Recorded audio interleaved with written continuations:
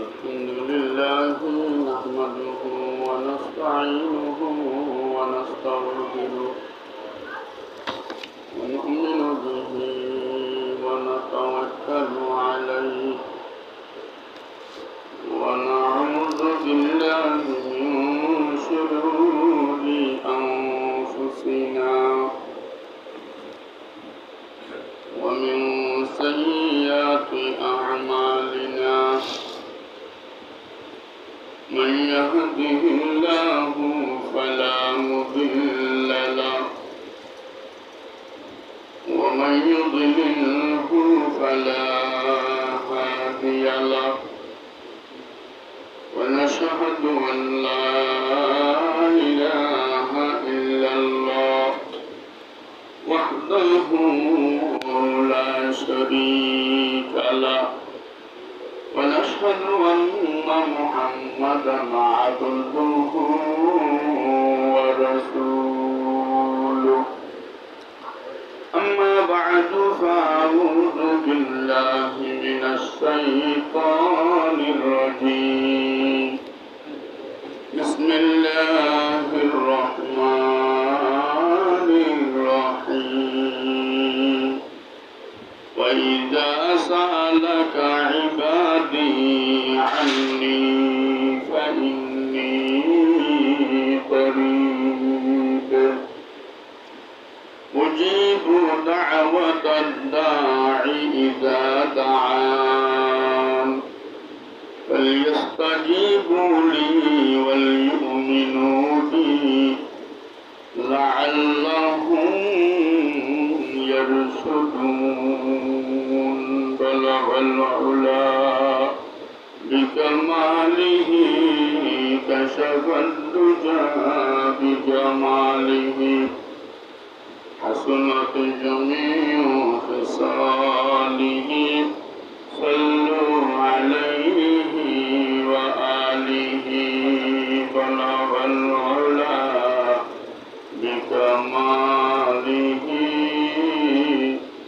كشف الدجى بجماله حسنت جميع خصاله صلوا عليه وآله أيجد الرؤوس أزل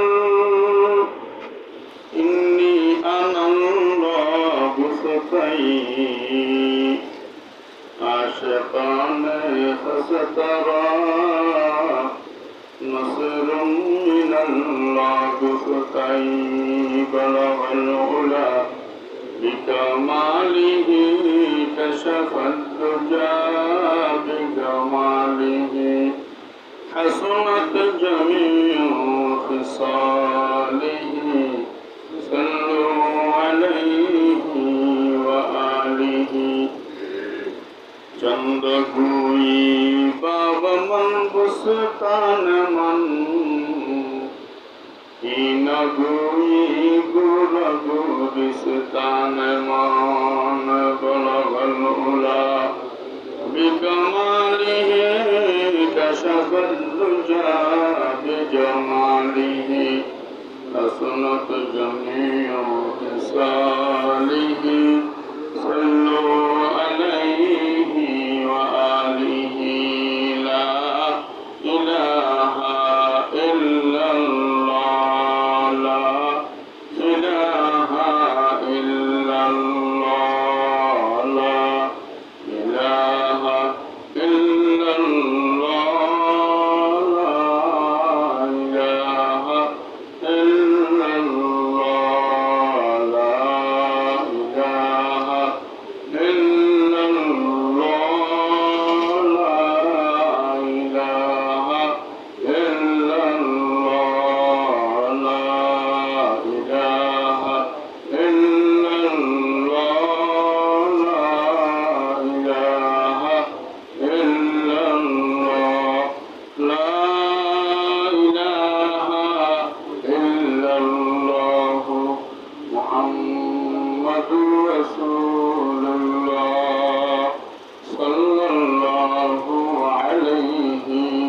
وسلم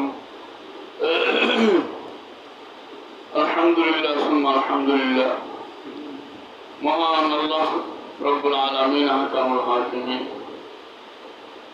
আমাদেরকে সৃষ্টি করেছেন, দ্বীন ইসলাম দান করেছেন। রবিউল আউয়াল মাস শেষ হয়েছে, রবিউল সানি মাসের প্রথম জুমায় সালাতুল জুমা আদায়ের উদ্দেশ্যে আল্লাহ পাকের ঘরে সকলের আগে আগে হাজিরা দেওয়ার জন্য আসার তৌফিক দান করলেন। সেই মহান মুনিবের শাহী দরবারে অন্তরের অন্তঃস্থল থেকে শুকরিয়া জানাই, সকলে বলি আলহামদুলিল্লাহ। আল্লাহ রাব্বুল আলামিন বিশ্বনবী মুহাম্মদুর রাসূলুল্লাহ সাল্লাল্লাহু আলাইহি ওয়াসাল্লামকে আমাদের মাঝে পাঠাইয়াছেন মানবতা সৃষ্টি, মানবতা শিক্ষা দেওয়ার জন্য, উত্তম চরিত্র শিক্ষা দেওয়ার জন্য।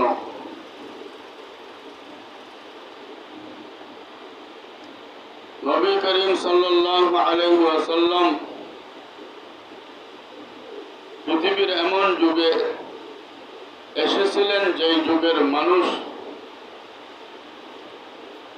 পৃথিবীর মধ্যে সবচাইতে বেশি নিকৃষ্টতম মানুষ ছিল, খারাপ মানুষ ছিল।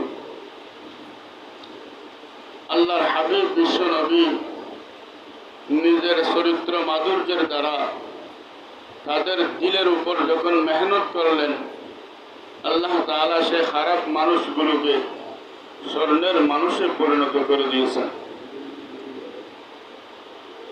যেমন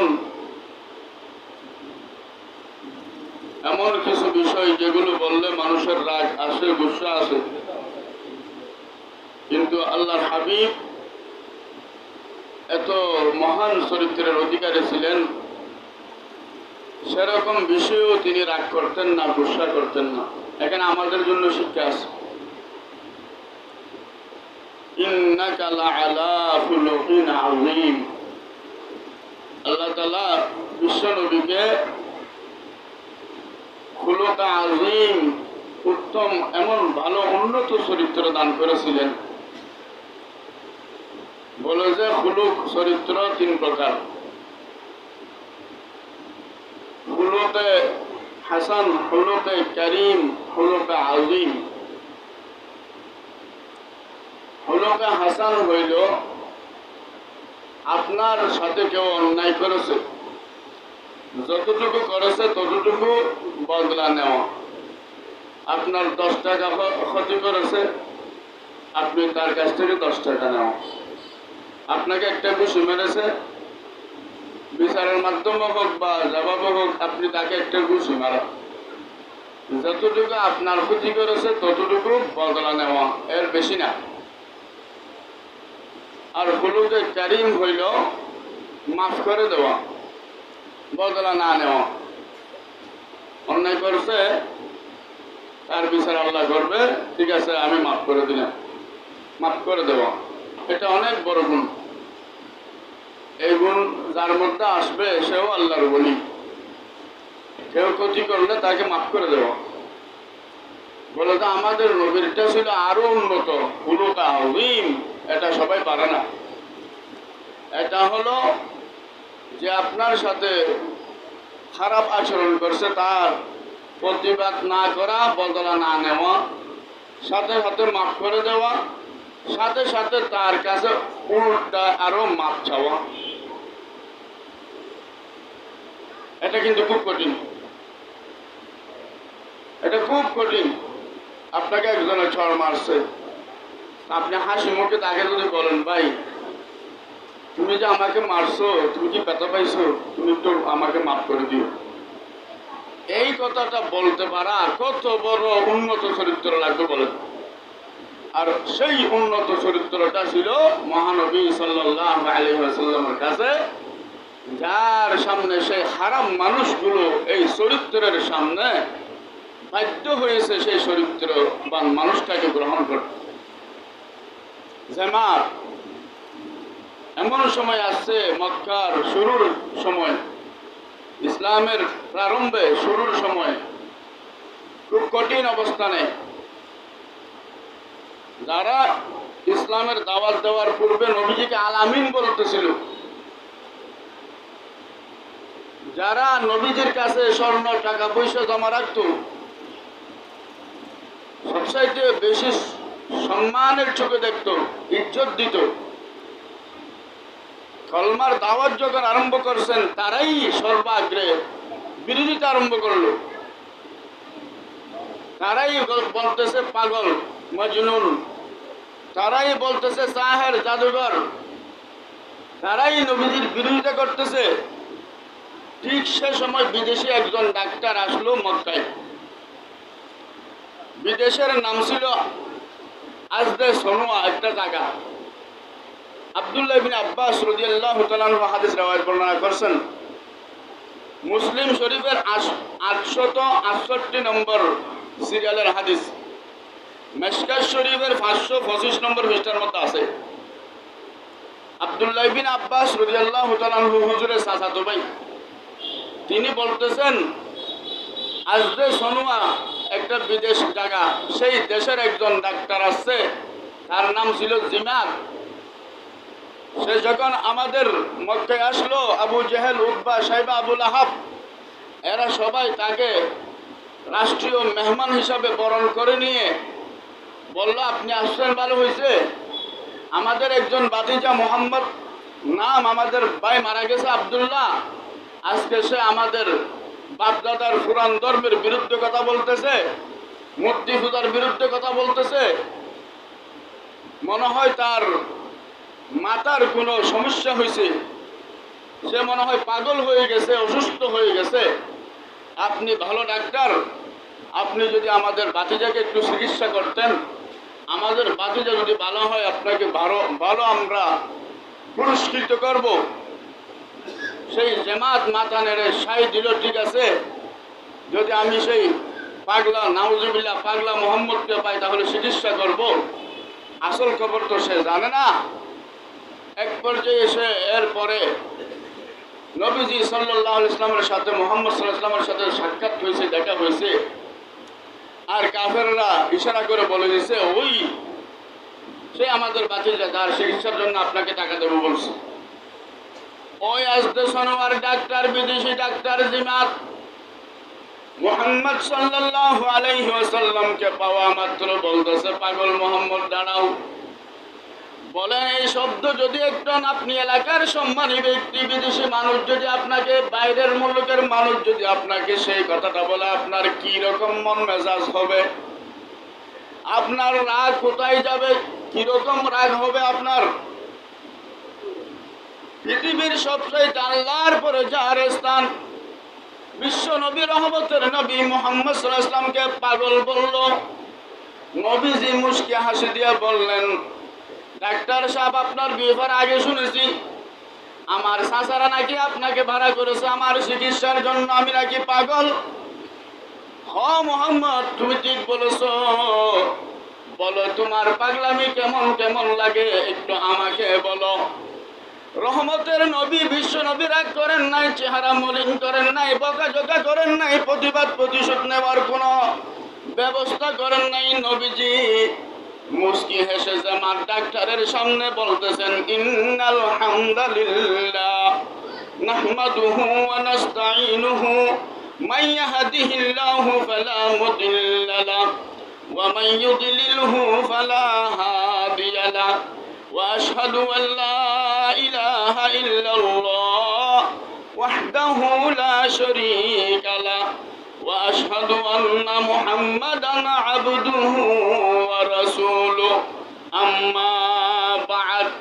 আল্লাহর হাবিব বিদেশি জামাত ডাক্তার, আজদে সোনোয়ার ডাক্তার, তার সামনে যখন এই খুতবা শরীফ পড়লেন, ওই ডাক্তার হতভম্ব হয়ে গেছে। আল্লাহ ডাক্তারের ভিতরে আলোড়ন সৃষ্টি করে দিয়েছে। ডাক্তার বলে, ও মুহাম্মদ, আইদা আলাইয়া কালিমাতিকা হাউলা, তুমি যেগুলো এখন পাঠ করেছো আরেকবার একটু আমাকে শোনাও, আরেকবার একটু আমাকে শোনাও।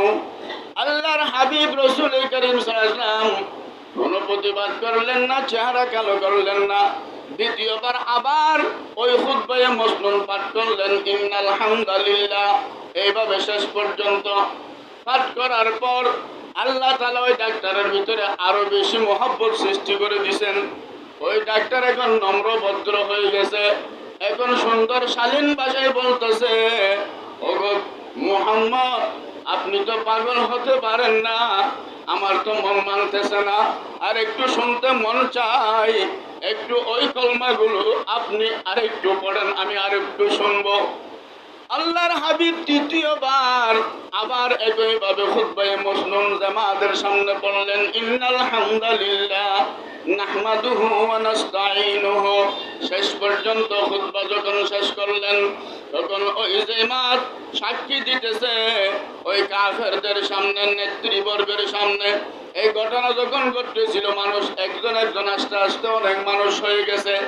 এই অনেক মানুষের মধ্যে যার চিকিৎসা করার জন্য আসছিল, তার সামনে সেই জামাত বলতেছে, ওয়াকালা লাকাদ সামি'তু কাওলাল কাহানা ওয়া কাওলাস সাহারা ওয়া কাওলাশ শুআরা ওয়ামা সামি'তু মিসলা কালিমাতিকা হাউলাই ওয়া লাকাদ বালাগনা কামুসাল বাহরি হাতা ইয়াদাকা উবাইকা আলাল ইসলাম।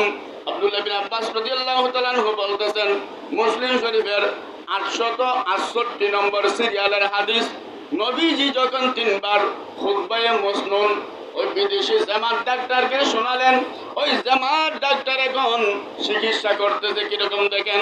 সে বলতেছে, লাকাদ সামি'তু কাওলাল কাহানা, আমি অনেক গণকের মন্ত্র শুনেছি, কথা শুনেছি। ওয়া কাওলাস সাহারা, অনেক জাদুঘরের মন্ত্র শুনেছি, কথা শুনেছি।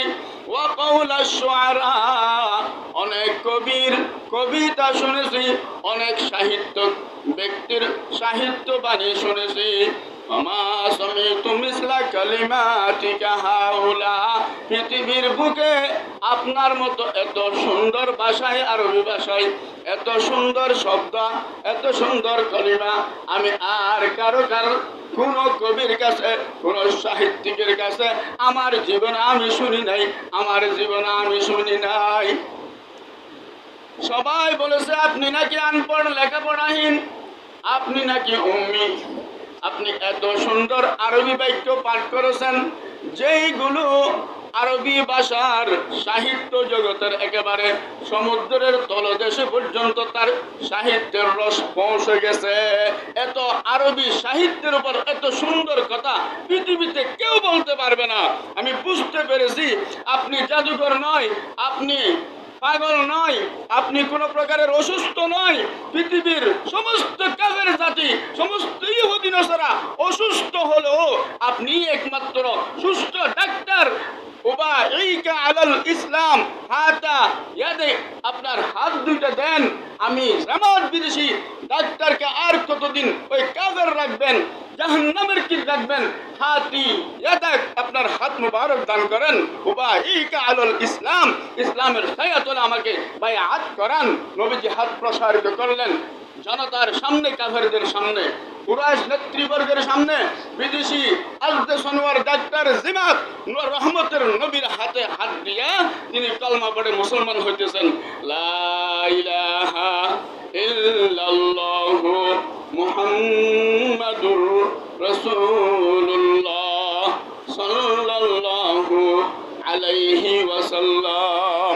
বলছিলাম কি, আমাদের জন্য শিক্ষা, আখলাক আর চরিত্র তিন পর্যায়ের, খুলুকে হাসান, খুলুকে করিম, খুলুকে আযীম।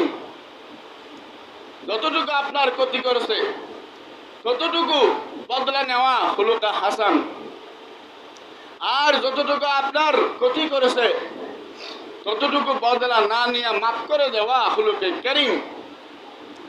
আর বদলাও না নেওয়া, মাফও করে দেওয়া, উল্টা তার কাছে মাপ চাওয়া, এটাই হলো খুলুকে আযীম। আল্লাহ বলেন, ইন্নাকা লাআলা খুলুকিন আযীম, রহমতের নবী, আমি আপনাকে খুলুকা আযীম দিয়ে প্রেরণ করেছি। সুবহানাল্লাহ। এই জন্য আমরা বিগত অনেক জুমা থেকে আপনার রবিউল আউয়ালের একেবারে আগে থেকে আমরা বিশ্ব নবীর জীবনী নিয়ে কথাগুলো শুনে আসতেছিলাম। আল্লাহু আকবার। একটা শেষ কথা বলি, সেটা হলো আল্লাহ তাআলা কুল কায়নাতকে বানাইয়াছেন নবীজির উসিলায়। আসমান, জমিন, চন্দ্র, সূর্য, গ্রহ, নক্ষত্র, এই ভূমণ্ডল, নবমণ্ডল সব কিছু সৃজন করেছেন, সব কিছু সাজাইয়াছেন রহমতের নবী, রহমতের নবী, রহমতুল লিল আলামিন সাল্লাল্লাহু আলাইহি ওয়াসাল্লাম রসুলায়। শুধু তাই নয়, আল্লাহ রাব্বুল আলামিন আহকামুল হাকিমিন। আল্লাহু আকবার। এই যে আরবি ভাষা, আরবি ভাষার বর্ণমালা হরফ যে আমরা জানি 29টা হরফ আছে, এই 29টা হরফকে পর্যন্ত আল্লাহ তাআলা সাজাইয়াছেন নবীজি সাল্লাল্লাহু আলাইহি ওয়াসাল্লামের নাম মুবারকের দ্বারা। সুবহানাল্লাহ। যেমন আপনি আরবি 29 হরফ, এক নম্বরে কি আলিফ, এই আলিফকে যখন টান দিবেন তখন আলিফ থেকে আপনার হুজুরে পাক সাল্লাল্লাহু আলাইহি ওয়াসাল্লামের সুন্দর নাম, যেটা আল্লাহ আখিরাতের জন্য, জান্নাতের জন্য রেখেছেন, আহমদ সাল্লাল্লাহু আলাইহি ওয়াসাল্লাম বাহির হয়ে আসবে। এইভাবে আপনি যখন নবীজির হরফে হেজা, আরবি বর্ণমালার দ্বিতীয় হরফ বাকে যখন টান দিবেন তখন নবীজির নাম বাশির, আল্লাহ তাআলা যে রেখেছেন সুসংবাদদাতা, এই নামটা বাইর হয়ে আসবে। এইভাবে আরবি বর্ণমালার তাকে যখন টান দিবেন নবীজির নাম ততই বাহির হয়ে আসবে। এইভাবে আপনি আরবি বর্ণমালার তাকে যখন টানবেন নবীজির নাম সাকিব, তিনি একমাত্র নক্ষত্র, তিনি একমাত্র সমস্ত সৃষ্টির উপরে আল্লাহর নিচে যার স্থান, এই নামটা বাহির হয়ে আসবে। আরবি হরফের সিবারার আরবি হরফের জিমকে যখন টান দিবেন জমিল, নবীজির নাম বাহির হবে, জমিল সাল্লাল্লাহু আলাইহি ওয়াসাল্লাম, অর্থাৎ আমাদের নবী সবার চেয়ে বেশি সুন্দর ছিলেন। হাকে যখন টান দিবেন আমাদের নবীর নাম বাহির হবে হামিদ, প্রশংসাকারী, আল্লাহর সবচেয়ে বেশি প্রশংসাকারী, আমাদের নবীর নাম হামিদ। খাকে যখন টান দিবেন আমাদের নবীর নাম বাহির হয়ে আসবে খাতামুন নবিয়্যিন সাল্লাল্লাহু আলাইহি ওয়াসাল্লাম, সমস্ত পয়গম্বর রসুলগণের শেষ রসুল, শেষ পয়গম্বর, উনার পরে পৃথিবীর বুকে আর কোন নবী রসুল আসবেন না পয়গম্বরী দেখাবার জন্য। নতুন পয়গম্বর আসবে না, কুরআন পয়গম্বর আসলেও উম্মত হয়ে আসবে। কেউ যদি এই বিশ্ব নবীর পরে নবুয়তের দাবিদার হয়ে আবির্ভাব ঘটে, বলতে হবে, বুঝতে হবে সে বন্ড নবী। যেহেতু নবীজি বলেছেন আনা খাতামুন নবিয়্যিন লা নবিয়্যা বাদি, আমি সর্বশেষ নবী, আমার পরে আর কোন নবী দুনিয়াতে আসবে না। এই জন্য যারা যারা মুসাইলামাতুল কাযযাব নবুয়তের দাবিদার দাবি করেছে, আমির হামজা রাদিয়াল্লাহু তাআলা আনহুকে যে হত্যা করেছিল হযরত ওয়াহশী রাদিয়াল্লাহু তাআলা আনহু, সে মুসাইলামাতুল কাযযাবকে হত্যা করেছে। কিন্তু দুঃখের বিষয় বর্তমান এখনো পর্যন্ত সেই টয়লেটে যে মারা গেল নবুয়তের দাবিদার গোলাম আহমদ কাদিয়ানী, তাকে এখনো বাংলার জমিনে রাষ্ট্রীয়ভাবে নিষিদ্ধ ঘোষণা করা হয় নাই।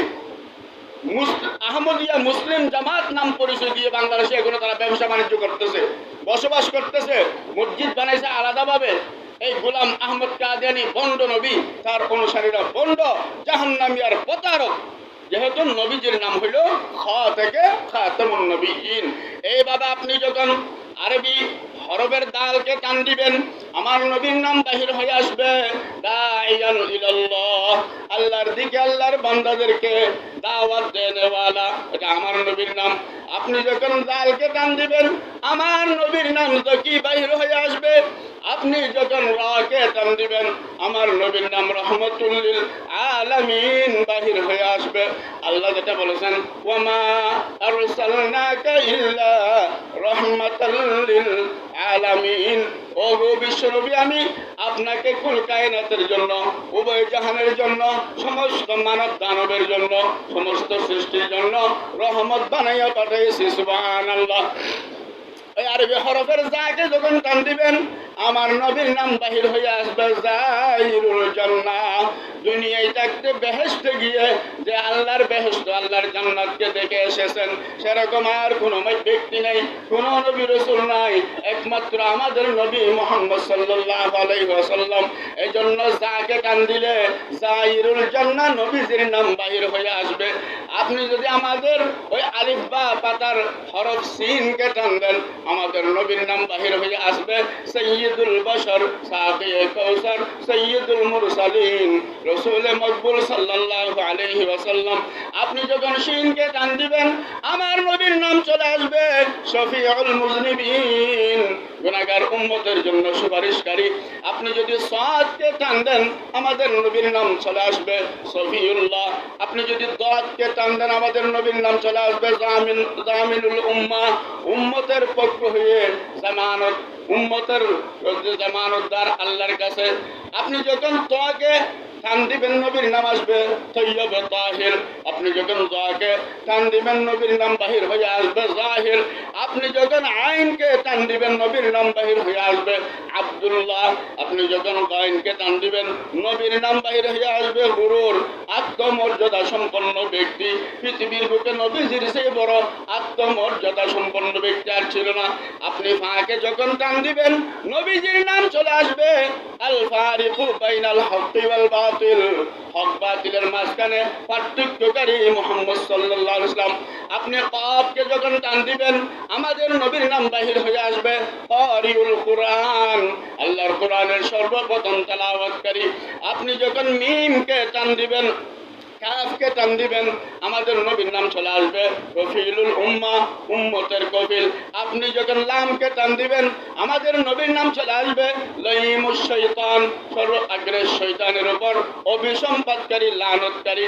আপনি যখন মিমকে টান দিবেন আমাদের নবীর নাম মুহাম্মদ, মুজাম্মিল, মুদ্দাসসির, এই নামগুলো চলে আসবে। আপনি যখন নুনকে টান দিবেন আমাদের নবীর নাম নূর, নজির, এই নামগুলো আপনার চলে আসবে। আপনি যখন ওয়াওকে টান দিবেন আমাদের নবীর নাম ওয়াকিল চলে আসবে। আপনি যখন হাকে টান দিবেন আমাদের নবীর নাম হাদিয়ে উম্মাহ, উম্মতকে হেদায়েতের দিকে ডাকনেওয়ালা, এই নামটা চলে আসবে। আমাদের ওই আলিফ বা বাতার একেবারে শেষের হরফ আলিফ হামজা, হামজাকে যখন টান দিবেন আমাদের নবীর নাম বাহির হয়ে আসবে আল আমিন। আপনি যখন একেবারে শেষ হরফ ইয়াকে টান দিবেন আমাদের নবীর নাম বাহির হয়ে আসবে ইয়াসিন সাল্লাল্লাহু আলাইহি ওয়াসাল্লাম। আল্লাহ খুব সুন্দর করে আমাদের নবীর নাম বলে ওই সূরা ইয়াসিন শুরু করেছেন। ওই ইয়াসিন অর্থ হলো আমাদের নবী ইয়াসিন ওয়াল কুরআনিল হাকিম।